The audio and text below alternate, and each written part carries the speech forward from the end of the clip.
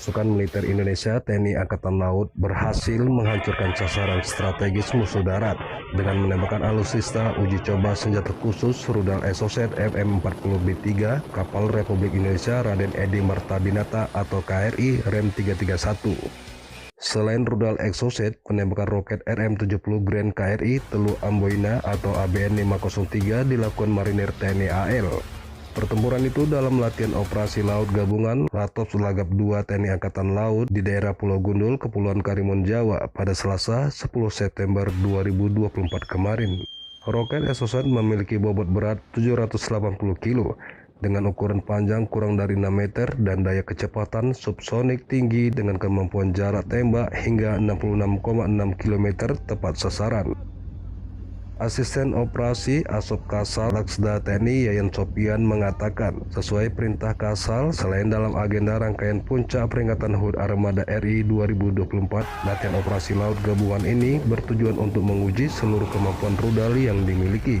Demi menjaga kedaulatan negara, TNI AL berkomitmen untuk meningkatkan kesiapsiagaannya dalam menjalankan tugas pokok pertahanan keamanan wilayah laut dengan melakukan operasi di berbagai lini.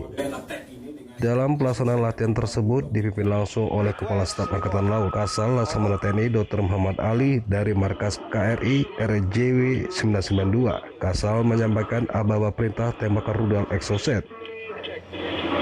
Request approved. I say again, request approved.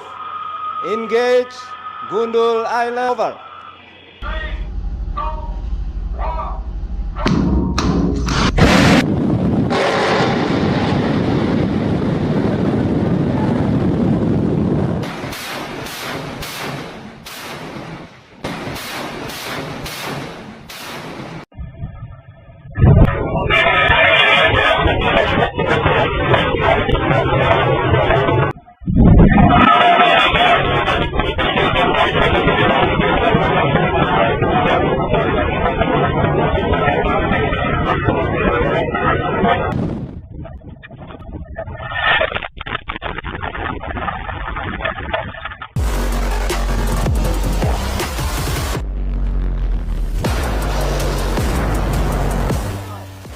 Ikuti terus perkembangan informasi selanjutnya, tetap semangat dan selalu bersyukur, serta jangan lupa untuk bahagia.